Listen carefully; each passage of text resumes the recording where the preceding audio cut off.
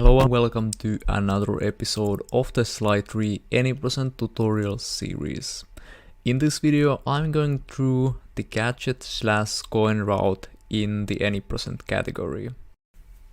In Slide 3 there is certain gadgets you are required to buy at some point during the game, and in the speed run we also buy some gadgets that will speed our progress a little bit.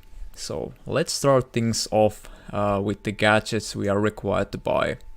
So the required gadgets are Paraglider, which costs 300 coins, Hoverpack, which also costs 300 coins, Grabblecam, which costs 400 coins, and finally Silent Obliteration that costs 400 coins.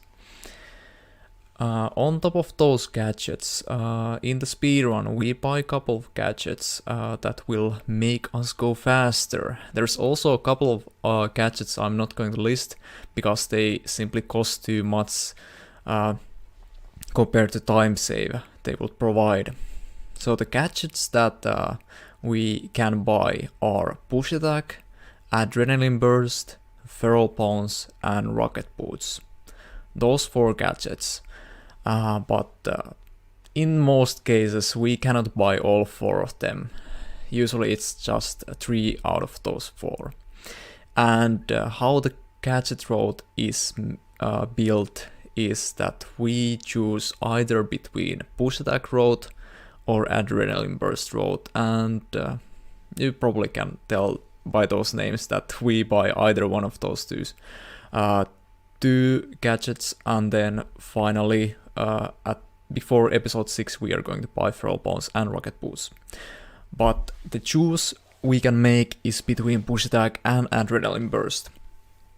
The thing is that Push Attack costs 200 coins, whereas Adrenaline Burst costs 400 coins, so there is a 200 coin difference between those roads. So that means that even though Adrenaline Burst is faster, the time save it provides is larger than the Push Attack one, but that also requires you to collect 200 extra coins. So there is a twist, I would say.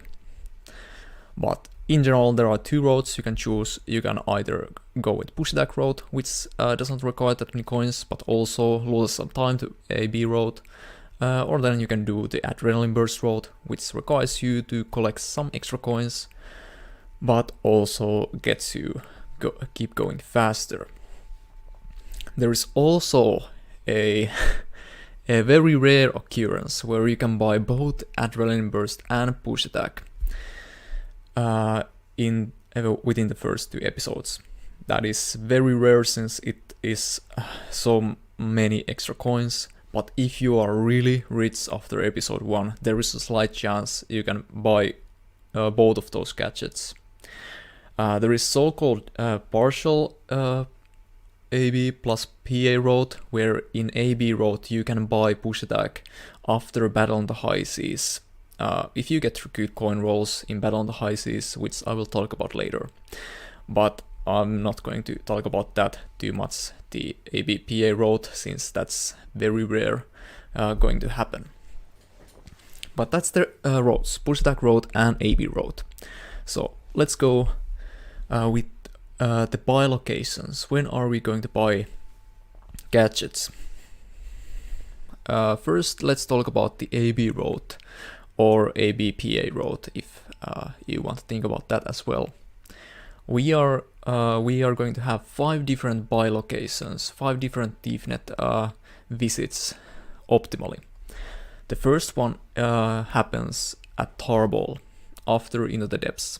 That is where we are going to buy AB Adrenaline Burst, and that costs 400 coins. So after Into the Depths you want to have at least 400 coins if you are going with AB road. The next location where we buy is the Claw after the Hungry Grog. That is where you buy Paraglider and Hoverpack in AB road. The third location where we buy is Get a Job in episode 4. That is where we buy Grabblecam, cost 400 coins. Then at start episode 5 we are going to buy Silent Obliteration, which also cost 400 coins. And finally, after Battle on the High Seas, in Deep Sea Danger, we are going to buy Rocket Boots and Feral Bones. With Push Attack Route, we almost have the same thing, except we don't buy at Tarball, so we only have 4 Thiefnet visits optimally. So the first buy location is at the Claw, where we are going to buy Paraglider and Hoverback as we do in AB Road, but also on top of those we are going to buy Push Attack. So you want to have 800 coins when it comes after Hungry Croc if you want to buy all of the gadgets. Then we do the same, get a job, we buy Crabblecam, Start Episode 5, Silent Obliteration, and Deep Sea Danger we buy Feral Bones and Rocket Boots. But what if, when it comes to those jobs, we don't have enough coins? There is possibility to delay some of the gadgets. We don't need those, some of the gadgets, but they can save time before there comes a job where they are required. For example, Hoverback, if you want have to delay it to episode 3, you lose some time in Hidden Flight roster, but that's not that big of a deal. So how to delay stuff? Well, first of all, let's start with AB Road. If you don't have 400 coins in Into Depths, I would recommend you to just do Push Attack Road. That's just that simply. Then in the AB Road, if you don't have 600 coins when it comes to the Claw, if you have over 550 coins, you can just delay the whole buy to the episode 2 operation, Moon Crash, and buy then both Paraglider and Hoverback, because in Lemon Raids we are going to farm some extra coins, at least 50 I would say. If you are really aggressive farming coins in Lemon Raids, you can probably get even 100 coins. But if you get like around 500 coins or even below that, then I will just suggest you to buy a Paraglider at the Claw and delay Hoverback and buy it either at the start of episode 3 or then at the start of Beauty and the Beast, either one of those two. And that's the case if you really don't have enough coins after the Hungry Croc. Then, what if you don't have enough coins for Crabblecam when it comes to get a job?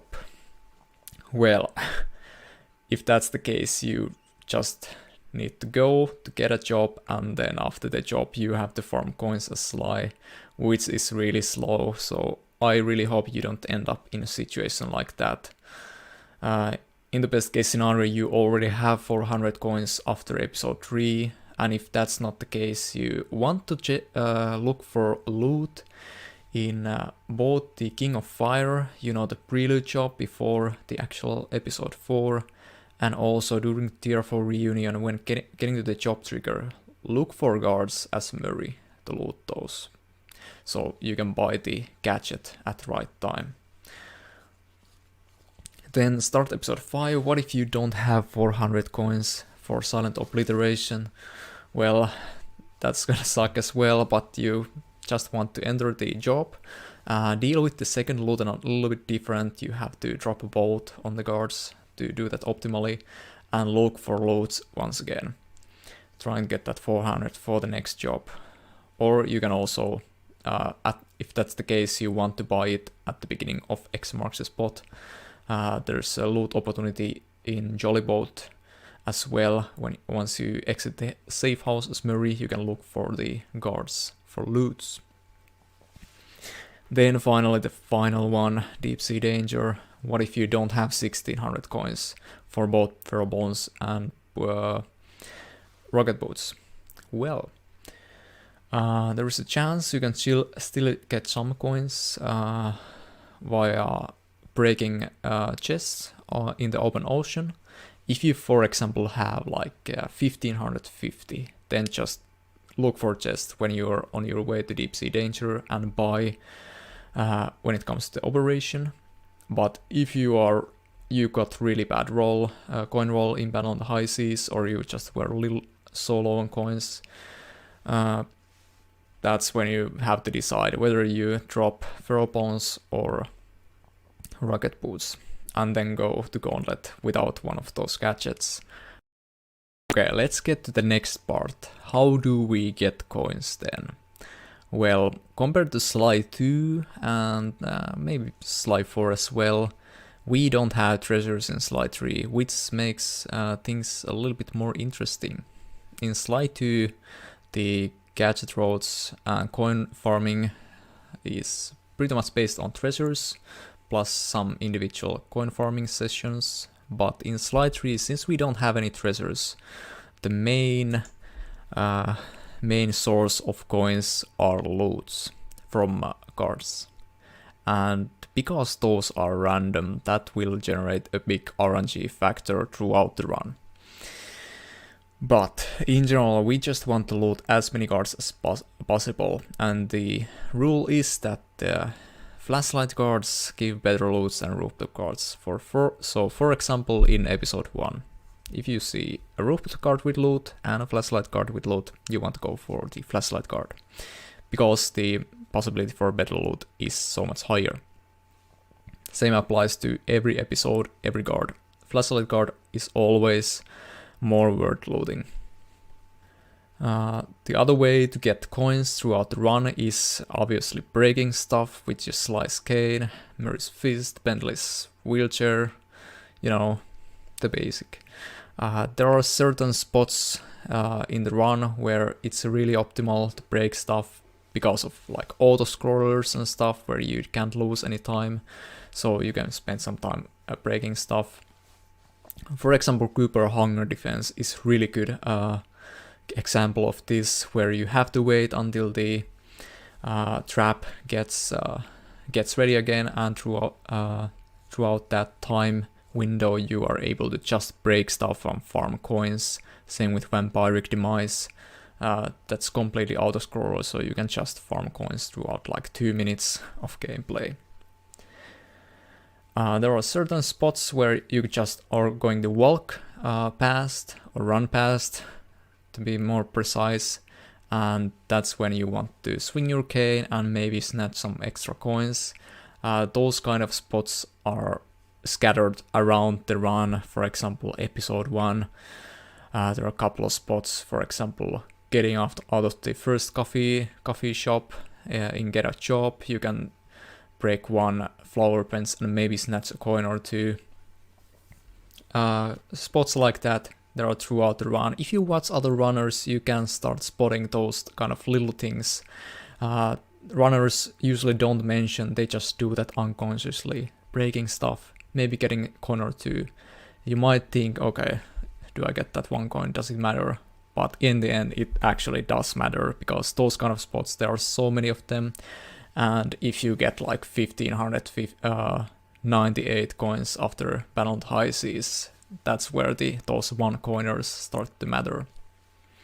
But the way we get coins are looting and simply breaking stuff. Okay, next up.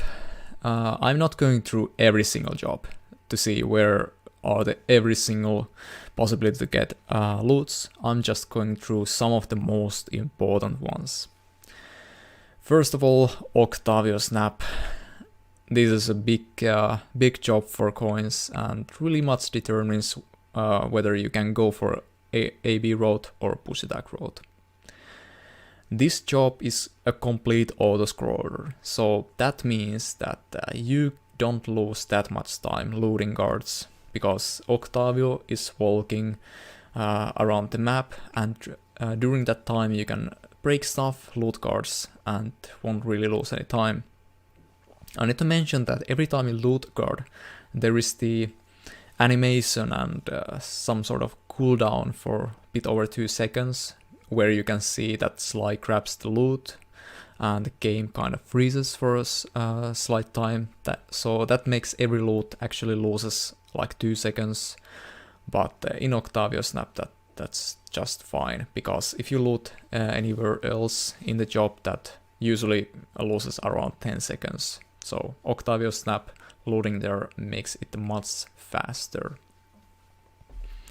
At the start of Octavio Snap, you just want to start looking for flashlight cards for loots, also rooftop cards for loots, and loot every single one you see, and in the meantime also break some stuff. And you want to also be be ready when Octavio gets to the position, so you won't lose any time.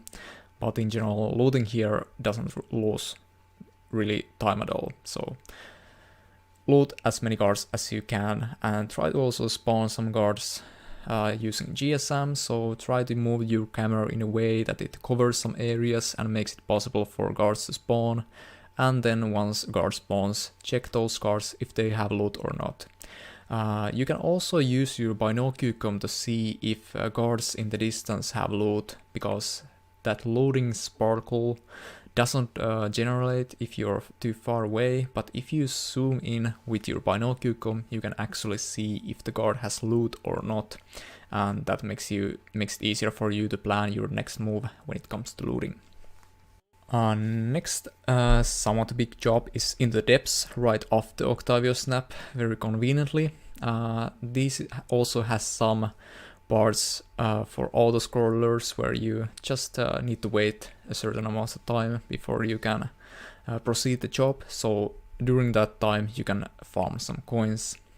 We start off with the room filled with boxes and stuff we can break whilst we wait for Bentley to finish the dialogue or just run around. So in the second room, for example, we can break stuff when we get to the dialogue area which triggers the dialogue, and then whilst Bentley is talking we can just get and collect some extra coins.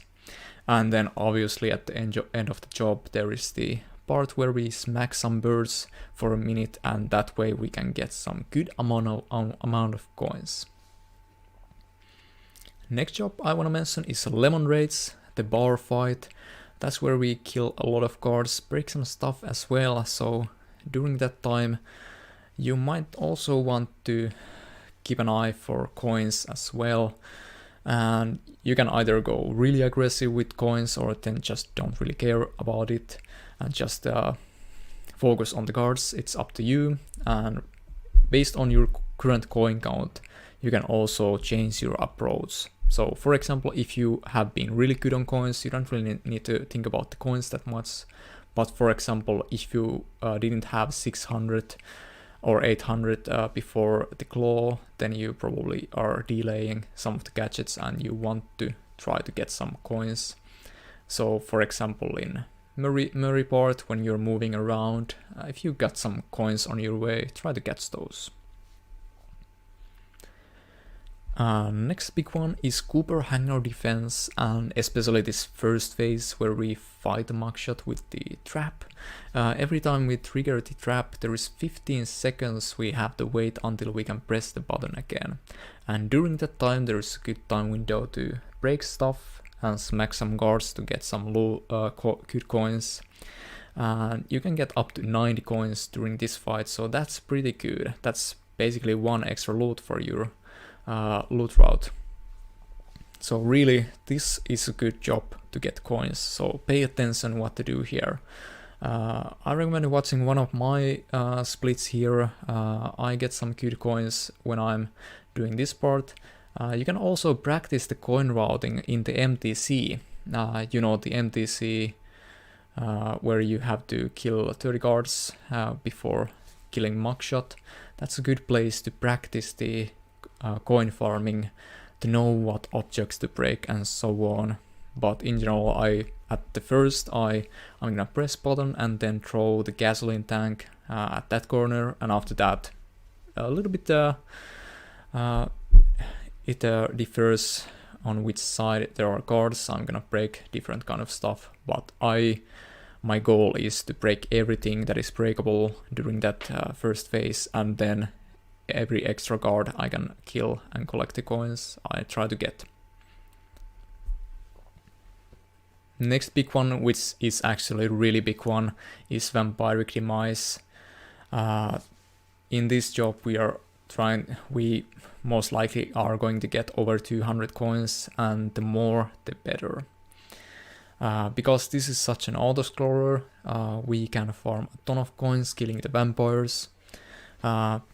Not that much in the tutorial part, or the first auto-scroll part, the first vampire part I mean, but the second one is 2 minutes and 40 seconds long, so in that time we can get a ton of coins. In the first tutorial part we can break some extra stuff while we wait for Bentley to finish the dialogue, as you can see. In the first vampiric phase, once you kill vampires, you can go grab the coins, break some stuff in the meantime. Also, when you are going to the first vampiric phase, you can also in that time window, when we wait for Sly, you can break some stuff on your way. And then finally the second vampiric phase, which lasts 2 minutes 43 seconds. Killing vampires really gets you a ton of coins.